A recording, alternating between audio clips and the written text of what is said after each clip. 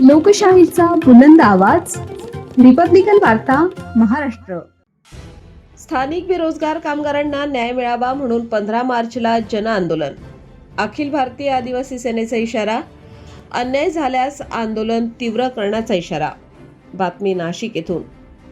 स्थानिक बेरोजगार कामगारांना रोजगाराच्या संधी मिळाव्यात तसेच कामगारांवर होणाऱ्या अन्यायाविरोधात आवाज उठवण्यासाठी अखिल भारतीय आदिवासी सेनेच्या वतीने जनआंदोलन छेडण्याचा निर्णय घेण्यात आला आहे.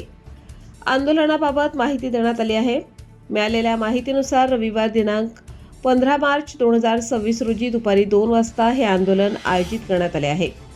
या आंदोलनाचे प्रमुख मार्गदर्शक माननीय श्री दीना उघाडे साहेब हे राष्ट्रीय अध्यक्ष व संस्थापक प्रमुख अखिल भारतीय आदिवासी सेना हे असणार आहेत.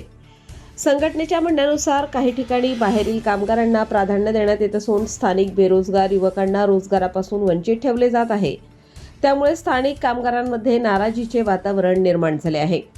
या पार्श्वभूमीवर स्थानिक कामगारांना प्राधान्य मिळावे आणि त्यांच्या हक्कासाठी संघटनेच्या माध्यमातून हे आंदोलन करण्यात येणार आहे. यावेळी कामगारांच्या विविध मागण्या प्रशासनासमोर मांडण्यात येणार असून स्थानिक युवकांना रोजगाराच्या संधी उपलब्ध करून देण्याची मागणी करण्यात येणार आहे. जर या मागण्यांकडे दुर्लक्ष करण्यात आले तर आंदोलन अधिक तीव्र करण्यात येईल असा इशाराही संघटनेच्या पदाधिकाऱ्यांनी दिला आहे. या आंदोलनात मोठ्या संख्येने कार्यकर्ते व स्थानिक नागरिक सहभागी होणार असल्याचे संघटनेच्या वतीने सांगण्यात आले आहे. रिपब्लिकन वार्ता महाराष्ट्र न्यूजसाठी विशेष प्रतिनिधी आनंदा बाडे, Nashik. Subscribe now and press the bell icon. Never miss an update.